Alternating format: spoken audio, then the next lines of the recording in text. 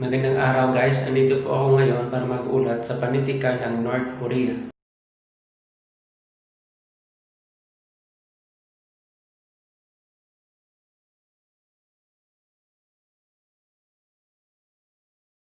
Welcome kayong lahat sa channel kung saan maraming pwedeng matutuhan. Kaya subscribe lamang po para sa mas marami pang video sa inaharap. Kasama niyo ako, Jericho Stigamos, at ngayon ay sama-sama nating alamin ang tungkol sa kung bakit nahati ang Korea at naging North Korea at South Korea. Noong una, wala naman talaga North at South Korea, kundi sa loob ng maraming siglo, halimbawa sa ilalim ng Joseon Dynasty, ang Korea ay iisang Korea lamang, iisang wika at kultura na ginagamit sa buong bansa. Totoong malayo sa nakikita natin sa ngayon na nahahati sila sa pamamagitan ng isa sa pinaka-armado at pinaka-kontrobersyal na border o hangganan. Ano nga ba ang nangyari? Bakit at paano ito nahati sa dalawa ngayon bilang ang North Korea at South Korea? Babalik tayo sa taong 1894 hanggang 1895 sa tinatawag na First Sino-Japanese War. Digmaan ito sa pagitan ng China at Japan para malaman kung kanino mapupunta ang pamamahala sa Korea. At dahil sa modernisasyong ginawa ng mga Hapone sa kanilang militar, sunod-sunod ang naging panalo nila sa digmaan. Kaya noong February 1895, umiling na ng pakikipagpayapaan ng Qing Dynasty ng China. At noong 1910, formal na idinagdag ng imperyo ng Hapon ang Korean Peninsula sa mga lupain na sasakop nito. Noong 1945, malapit nang matapos ang digmaang pandaigdig II, naging malinaw sa Allied Powers na sila ang kailangang mga siwa sa mga lupaing nasakop ng mga Hapones. Kasama dito ang Korea. Tutulungan sila ng Allies na makapagtatag ng sariling gobyerno at pamamahala. Alam ng Estados Unidos bilang miyembro ng Allies na sila ang mga ngasiwa sa pagsasauli ng Pilipinas. At syempre, sila din ang mga ngasiwa sa Japan, yamang sila ang nagpasuko dito. Kaya naman, nag-alilangan sila kung sila pa rin ba ang mga ngasiwa din sa Korea. Ang totoo, hindi ganun ka-prioridad ng Estados Unidos ang Korea. Sa halip, ang Unyong Soviet ang sabik na sabik makatapak at makakontrol sa lupain ito. Gaya ng alam natin, ang Estados Unidos ay nagpabagsak ng bomba atomika sa Hiroshima noong August 6, 1945. 2 araw pagkalipas nito, saka pa lang nagdeklara ang Unyong Soviet ng pakikipagdigma laban sa Japan. Sinakop din nila ang Manchuria. May mga tropang militar silang ipinasok sa hilagang baybayin ng Korea at mula rito, nagtuloy-tuloy na nga ang pagpasok ng Unyong Soviet sa Korea. Ngayon, dahil nababahala na baka sakupin na nga ng Unyong Soviet ang buong Korea, madali ang nag-atas ang Estados Unidos ng 2 kabataang opisyal para magtakda ng hangganan ng nasasakupan. At gamit ang isang mapa mula sa National Geographic na pagdesisyonan ni Dean Rusk at Charles Bonesteel na hatiin ang Korean Peninsula gamit ang 38 parallel. Ito yung guhit sa globo na may sukat na 38 degrees pahilaga mula sa ekwador ng daigdig. Pinili nila ito dahil halos pantay nga naman ang pagkakahati nito sa Korea. At isa pa, sa ganitong hatian, ang pinakamalaking syudad at capital na Seoul ay siguradong mapapapunta sa kontrol ng mga Amerikano. Walang kinonsultang Koreano sa paghahati nito. At nabigla din naman ang mga Amerikano na kagad na tinanggap ng Unyong Soviet ang pagkakahati na isa katuparan ng hatiang ito sa pamamagitan ng General Order No. 1 kung saan nakasaad ang mga gagawing pangangasiwa ng US sa Japan pagkatapos ng digmaan. August 14, inumpisahan ng Unyong Soviet ang pagpasok sa hilagang silangan ng Korea. August 16, nakarating sila sa Wonsan. At noong August 24, ang Red Army ng Unyong Soviet ay nakapasok na sa Pyongyang. Ang mga tropang Hapones na nasa Hilaga ay sumuko sa mga Soviet, samantalang ang mga nasa Timog ay sumuko sa mga Amerikano. Bagaman ang mga partido politikal na nasa South Korea ay kagad na nagsaayos at pumili ng kanilang mga kandidato para sa bubuing gobyerno sa Seoul, ikinatakot ng mga nangangasiwang Amerikano ang naiibang pananaw na politikal ng marami sa mga kandidato. Isa pa, sa totoo lang, ang mga nangangasiwang mula sa Estados Unidos at USSR ay dapat na magsasaay sana ng pambansang eleksyon para pag-isahin ng Korea noong 1948. Yun nga lang, hindi nila pinagkakatiwalaan ang bawat isa.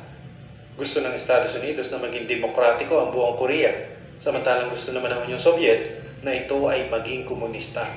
Itinuturing din na hindi maganda ang location 38 parallel bilang basehan ng pagkakahati. At malaki ang naging epekto nito sa ekonomiya ng bawat bahagi. Nasa Hilaga ang malalaking industrial at mga mapagkukunang yaman para sa enerhiya, samantalang nasa timog naman yung pang-agrikultura. Kaya kailangan makabawi ng bawat bahagi at kailangan nilang gawin iyon sa kabila ng magkaibang sistema politikal. Para pamunuan ng South Korea, inatasan ng Estados Unidos ang anti-communist leader na si Syngman Rhee. Pinoproklama ng Timog na bahagi ang kanilang sarili bilang isang ganap na bansa noong May 1948. At noong August, formal na iniluklok si Syngman Rhee bilang ang pinakaunang presidente ng South Korea. Kagad naman niyang inumpisahan ang paglaban sa komunista. Sa kabilang panig naman, inatasan ng Unyong Soviet si Kim Il-sung bilang ang bagong leader ng North Korea. Bago nito, nagsilbi siya sa digmaan bilang isang komandante ng Red Army ng Unyong Soviet. Nagsimula siya sa kanyang katungkulan noong September 9, 1948. Kaagad din niyang inumpisahan ang pagdurog sa mga oposisyon, lalo na yung mga nagtataguyod ng capitalism. Inumpisahan din niya ang masyadong pagpaparangal sa sarili. Pagdating noong 1949, isa-isang lumitaw ang mga bantayog at monumento niya sa buong North Korea. Tinawag din niya ang sarili niyang Great Leader o Dakilang Pinuno. Ang pagkakahati ng Korea ay tinuturing ng bawat panig na kontrobersyal at pansamantala lang. Tunguhin ng bawat isa na pag-isahin ang buong bansa. Pero dahil magkaiba sila ng sistema politikal at magkaiba ang pinaniniwalaan, hindi sila magkasundo. Kaya mula noong 1948, ang nasasandataang puwersa ng North Korea at South Korea ay nasangkot sa maraming serye ng madudugong komprontasyon na naganap sa kanilang border.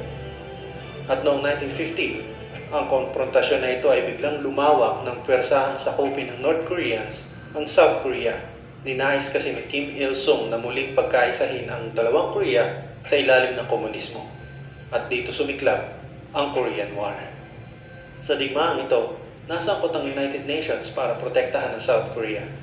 Halos 90% ng bansang South Korea ay nasakop na, pero unti-unti nilang nabawi ito. Determinado din silang lumampas sa 38 parallel para sakupin ang North Korea. Pero nagbabala ang China, nasasali sa digmaan kapag ginawa ito ng US. Hindi ito pinansin ng US. Kaya nagpadala nga ang China ng puwersa militar na nagpaurong sa mga sundalo ng United Nations. Tumagal ang labanan mula June 1950 hanggang July 1953. Mahigit na 3 milyong katao ang namatay sa bakbakan ito. Noong 1951, isinalang-alang ng dalawang panig na magtigil putukan. Pagkatapos nito, binago nila ang location ng border para mas madaling depensahan ito ng parehong panig. Pagdating ng taong 1953, pumayag sila sa tigil putukan na tinatawag ng Korean Armistice Agreement. Pinirmahan ito noong July 27, 1953 na may layuning magkaroon ng pagtigil sa lahat ng labanan habang wala pang tunay na kasunduang pangkapayapaan. Nagkasundo din sila magkaroon ng tinatawag na Korean Demilitarized Zone o DMZ. May lapad itong 4 na kilometro at habang 250 kilometro na naghihiwalay sa bawat bansa. Gaya ng nakita natin, ang minadaling pag-atas ng Estados Unidos sa 2 kabataang opisyal para magtakda ng hangganan sa Korea ay di inaasahan nagresulta sa pagkakabuo ng 2 nagkakasulungatang bansa. At habang tumatagal, lalong nagiging maliwanag sa paningin ng mga tao ang pagkakaiba nila sa ekonomiya, pamumuhay at paniniwala. At hanggang ngayon, ang pagkakahati ng North at South Korea ay patuloy na bumubuo ng kontrobersya. Lalo pa nga dahil ang border o hangganan nila ay kasama sa mga pinakamapanganib at pinakatensyonadong border sa daigdig. Ang Hilagang Korea ay isang bansa na matatagpuan sa Silangang Asya. Sinasakop ang kalahati ng hilagang bahagi ng tangway ng Korea. Sa lokal na katawagan, karaniwan tinatawag na Pokchusyon o ibig sabihin ay Hilagang Chuson. Kultura. Ang kultura ng Hilagang Korea ay batay sa tradisyonal na Korean culture, ngunit binubuo dahil ang pagtatag ng North Korea noong 1948, ang ideolohiyang Joseon ay inihayag ang Korean's cultural distinctiveness. Wika. Ang wikang Koreano ay ang opisyal na wikang Timog Korea at ang Hilagang Korea. Isinulat ito sa alpabetong Hangul. Ang panitikang Koreano ay ang katawan ng panitikan na ginagawa ng mga Koreano. Karamihan ay nasa wikang Koreano at kung minsan ay nasa klasikal na Chino. Sa loob ng 1,500 ng panitikang kasaysayan, ito ay nakasulat sa Hanja. Ito ay karaniwang nahahati sa klasikal at modernong panahon, kahit na ang pagkakaiba nito ay kung minsan hindi maliwanag. Ang Korea ay ang tahanan ng unang uri ng metal at tanso sa mundo. Pinakamaagang nakilala na kalimbag na dokumento sa mundo at ang unang featural script sa mundo. Tradisyonal o kaugalian. Palagian na address ng mga tao ang mga nakakatanda sa formal na pamaraan bilang pagbibigay galang. Katangian ng pamilyang Koreano. Natatangi ang buhay pamilya sa Koreano. Ang mga migranteng kasal sa Koreano na nakakaunawa sa katangian ng pamilyang Koreano ay mas madaling makibagay sa kanilang bagong pamilya at naunawaan ang kultura sa Korea. Magkaiba ayon sa pamilya at rehiyon ang kultura ng bawat pamilya. Gayunpaman, ang kultura ng Korea ay base sa Confucianismo. Ang kultura ng pamilya ng Korea ay may pagkakahalintulad sa mga bansang sakop ng kulturang Confucianismo, subalit mabilis ang ipinagbago nito sa pagsulong ng industrialisasyon. Pagdating naman sa relihiyon, ang Budismo ay ang relihiyon ng mga taga-Korea. Ito ang relihiyon na tumatagal sa kanila dahil ipinagtanggol ng saligang batas ang karapatan na pumili ng relihiyon ng mga tao sa Korea. Pagdating naman sa kasuotan, ang Joseon-ot sa Hilagang Korea o binabaybay ding Joseon-ot ay ang tradisyonal na damit ng Korea. Binubuo ang babaeng hanbok na ibabalot ng chima o palda ng isang tela, bolerong gyuri at tsiketa. Binubuo naman ang para sa kalalakihan ng maiksing jugore at ng baji o pantalon. Kapwa maaaring patungan ng pababae at panlalaking hanbok ang isang mahabang abrigo, ang durumagi na may katulad na gupit o yari. Pagdating naman sa pagkain, ang japsi o hapsi o pinaghalo-halong gulay ay hinahalintulad sa sapsoy ng mga Pilipino dahil ito din ay mga pinaghalo-halong gulay, subalit hindi sinamahan ng noodles. Kapag natikpan mo ito, hindi mahirap maunawaan kung bakit napaka-popular nito sa loob at labas ng Korea. Ang Yangnyum Tundak, kung nasarapan ka sa Max at Kentucky Fried Chicken, malagkit na manamis-namis at malasa na red sauce ang sasalubong sa iyo kagat sa manok na ito at nababalutan ang hindi ka panipaniwalang malutong na butter. Ang North Korea ay isa sa mga bansa na napakahigpit ng seguridad. Sobrang higpit na minumonitor na nila ang pinakamaliit na detalye sa buhay ng mga tao sa bansa, katulad ng residente at mga kilos nila. Higit na 1,000 na CCTV cameras ay nakatayo sa buong bansa, marami sa mga border ng China at North Korea. Ang paglabag sa anumang batas o utos sa North Korea ay nagreresulta ng kamatayan o kaya naman malubhang parusa na malapit na rin sa kamatayan.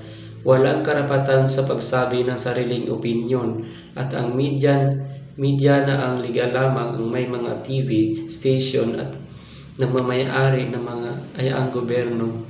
Mahigit na 150,000 na nakakulong sa prison camps, kasama na ang mga kampo ng dedikado na political crimes at ng mga tao na maaaring masama sa forced labor, physical abuse at pagbibitay.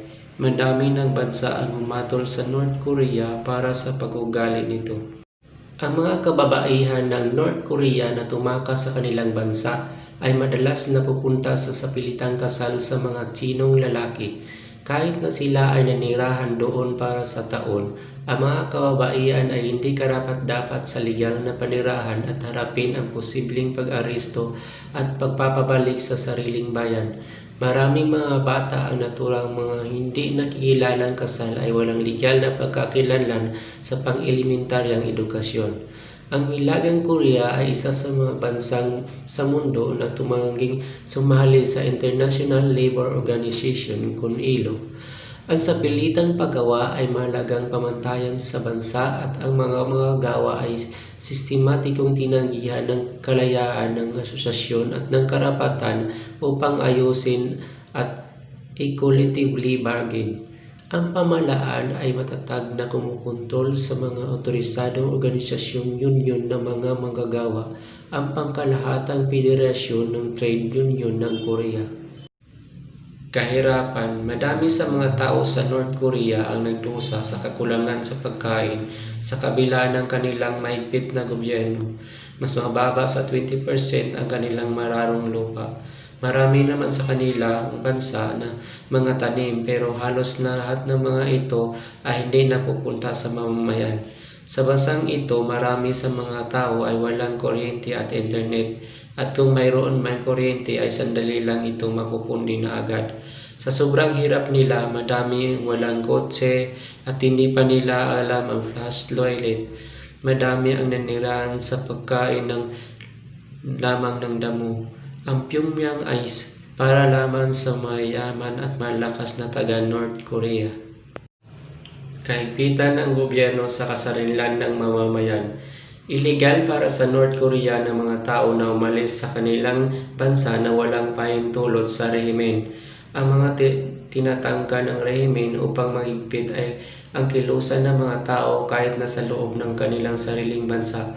Kung nais mong maglakbay sa isa pang bahagi ng bansa, ang iyong dapat na magkaroon ka ng isang tiyak na layunin at makakuha ng pahintulot mula sa iyong mga unit ng trabaho. Kung hindi nakanirahan sa Pyongyang, ang showcase capital na kung saan karamihan ng mga pagkunan ay puro, ikaw ay malamang na hindi papahintulutan na pumasok. Rehimen ay pwersa na relocated na daan-daan libo-libo ng mga North Koreans sa mga mas nakanais-nais na bahagi ng bansa bilang isang anyo ng kaparusahan at pampulitikang pag-uusig.